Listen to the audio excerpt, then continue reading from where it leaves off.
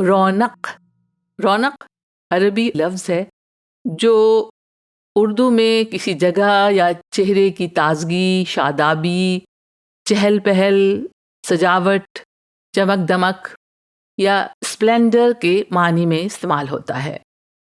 चेहरे पर ताजगी और शादाबी के मायने में लफ्ज़ रौनक गालिब के इस मशहूर शेर में देखिए, उनके देखे से जो आ जाती है मुंह पर रौनक, उनके देखे से जो आ जाती है मुंह पर रौनक, वो समझते हैं कि बीमार का हाल अच्छा है। और अक्सर कहा जाता है कि बच्चे घर की रौनक होते हैं। बारौनक के मानी है जहाँ रौनक हो, जैसे वाह ये बाजार बहुत बारौनक है, कल जहाँ हम गए थे वो बिल्कुल बेरौनक था।